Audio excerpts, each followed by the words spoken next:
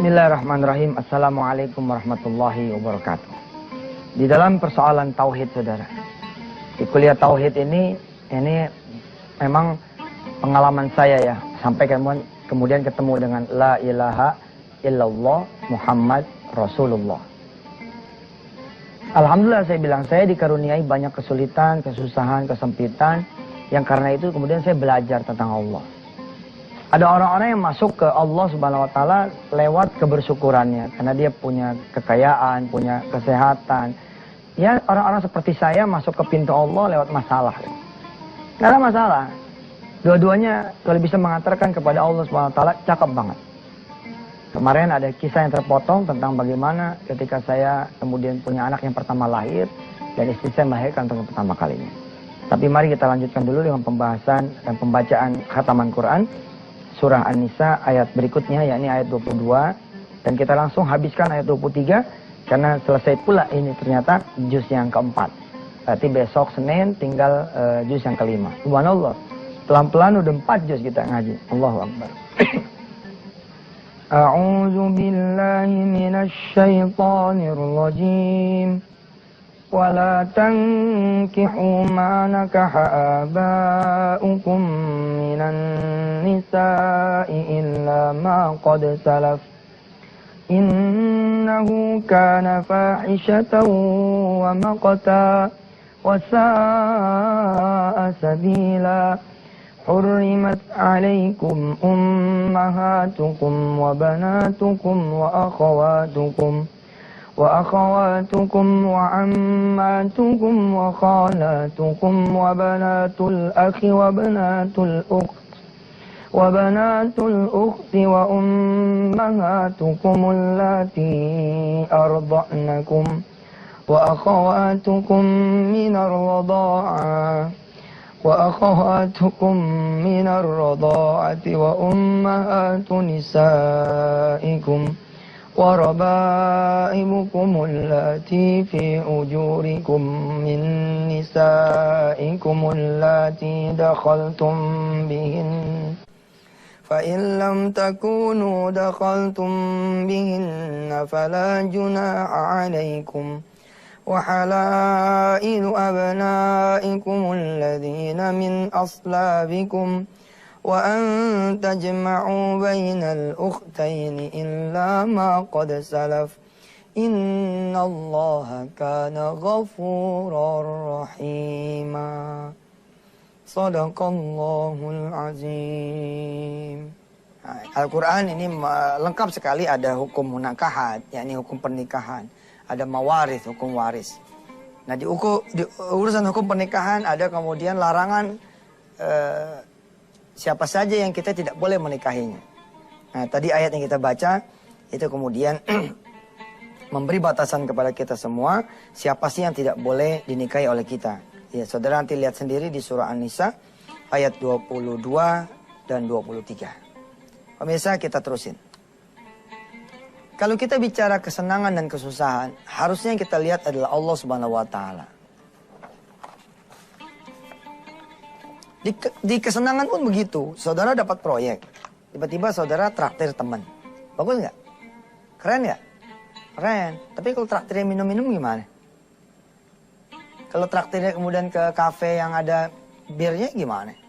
Itu namanya nggak kenal Allah lah yang memberi kesenangan. Oke? Saudara kemudian merayakan nih, ya, merayakan kemudian diresmikannya proyek. Tapi zuhur lewat, asar lewat, ada yang paling kecewa. Tapi karena dialah yang maha rahman maha rahim, dia tentu saja tidak bolehlah kita pakai kalimat ini ya. Tapi ini untuk menggambarkan bahwa kita udah mengecewakan Allah yang begitu baik buat kita. Dari nggak punya proyek jadi punya proyek sampai jalan. Ditungguin terus sama Allah, Allah nungguin terus. Begitu peresmian, Allah tunggu nih, barangkali di episode peresmian inilah semuanya bersyukur begitu. Ternyata cuma lips doang, lip service.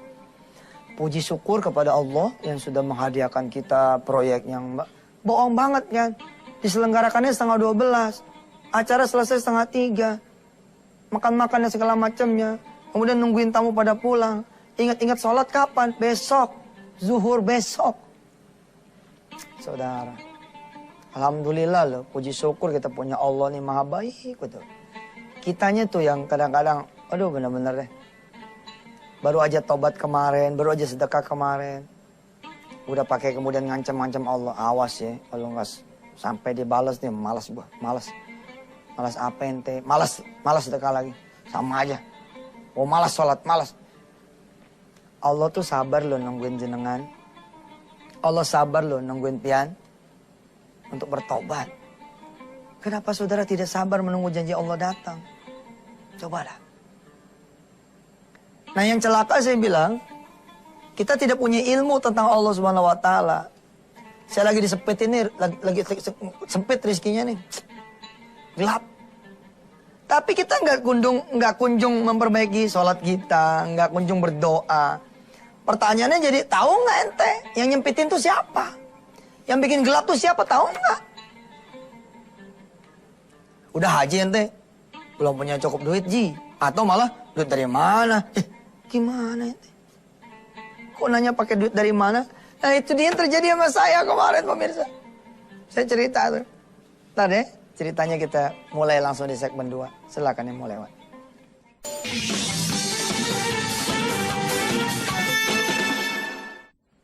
Ya pemirsa, di buku saya nih, di buku kuliah tuh Tauhid, di buku kuliah Tauhid, ini saya sengaja bawa terus buku ini.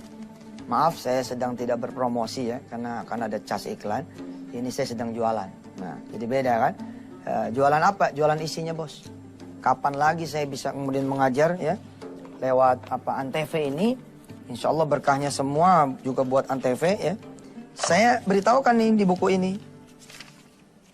Ketika saudara punya kesulitan, ini dia. Ini judulnya nih, chapter yang kedua. La ilaha illallah. Tidak ada Tuhan selain Allah. Ini mahal nih kalimat ini. Mahal sekali kalimat ini. Ada orang yang baru mengenal Allah setelah gedebrak-gedebruk, diambil kemudian rukuknya, diambil usahanya, ancur-ancuran, punya utang banyak, baru kenal.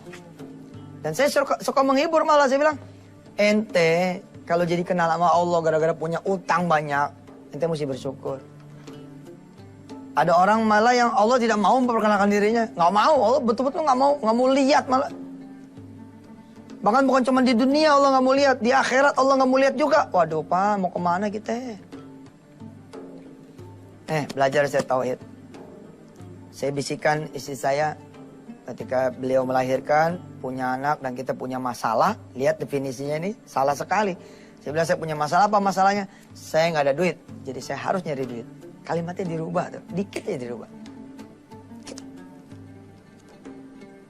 Masalah buat kita dulu karena kita tidak mengenal Allah. Jadi harusnya gimana? Jangan nyari duit, nyari Allah. Tetep aja lah, kita kan harus kerja. Iya ke situnya mah.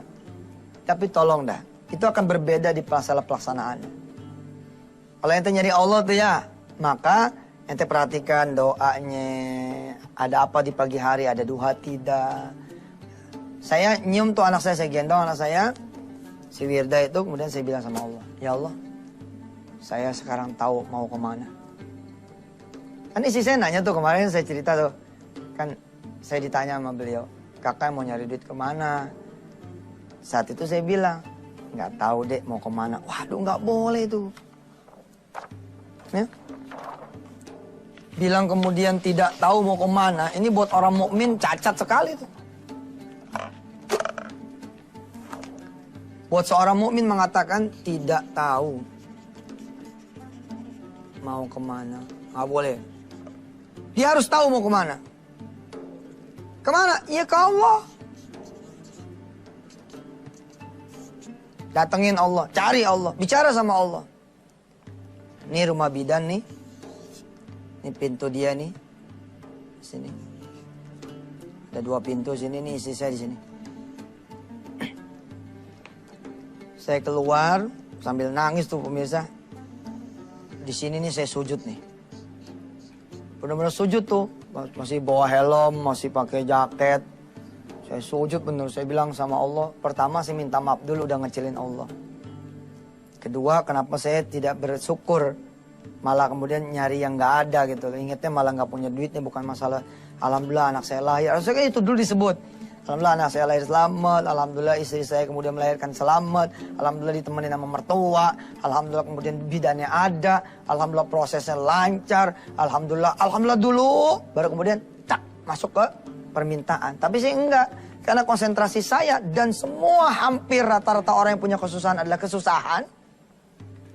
Perhatikan saudara, ada kesenangan, oke, ada kesusahan. Semua orang-orang nih hampir rata konsentrasi pada kesusahan dia. Kenapa? Karena dia egois. Yang dia pikirin dirinya sendiri, nggak pernah mikirin Allah tuh. Egoisitas manusia tuh kelihatan sekali pada saat dia susah. Dia nggak mikirin tuh Allah masih memberinya nyawa, hidup, kehidupan, apa segala macam, egois sekali. Saya termasuk egois, mikirin susah mulu. Maka ketika saya sujud, ini kakinya gitu kan. Nah, ini palanya, sujud. Yang penting ngerti ya kan, bukan masalah gambar, yang penting paham. Ini lagi sujud nih. Saya minta ampun sama Allah. Udah ngecilin Allah, nggak berterima kasih pada Allah. Dan memang pada hari H itu melahirkan, sebelumnya memang udah diantar kepada saya itu nyari Allahnya nggak maksimal, yang maksimal nyari duitnya. Ini nggak benar, yang benar maksudnya gimana? Ada yang tahu? Pemirsa ada yang tahu? Kalau ada yang tahu coba jawab gimana? Insya Allah saya nggak bisa dengar. Iya karena saudara di rumah tahu. Yang benar itu adalah maksimal nyari Allahnya, maksimal nyari duitnya. Pemirsa pada saat istri saya dulu hamil ya. Pada saat istri saya hamil, ya Allah salam saya naik motor dari Tangerang, dari Ketapang. Alhamdulillahirabbil alamin. Sampai kemana coba? Sampai ke Bekasi. Istri tuh lagi hamil, aneh gembol-gembol di belakang. Allahumma sholli ala, ketemu enggak tuh orang kita cari. Saya pikir-pikir tuh bodohnya saya, ya Rabb. Ampun. Coba kalau nyari Allah ya, perjalanan kira-kira 4 jam ini kan. Hah? Ya kan saya mesti berhenti namanya bawa orang hamil. 8 jam ditambah lagi dengan perjalanan kira-kira 10 jam coba. Coba kalau kita zikir udah kayak apa nih? Ustadz nyari duit itu ibadah loh. Enggak, nih nyari orang kok, bukan nyari duit. Nyari orang. Bagaimana kalau kemudian nyari keluarnya ini, kalau kita zikir nggak mungkin juga sampai 10 jam. Tapi bagaimana kita bungkus nyari duit itu adalah ibadah. Kalau saya kan enggak. Pada zaman dulu saya belajar, saya nyari orang yang bisa bantuin saya pada saat nanti istri saya melahirkan dapat duit. Udah salah, gatot itu. Itu yang membuat saya alhamdulillah nggak bisa dapat duit sampai hari H. Dan ini pelajaran yang berharga buat diri saya yang saya share pada saudara semua. Insya Allah kita akan ketemu di segmen 3.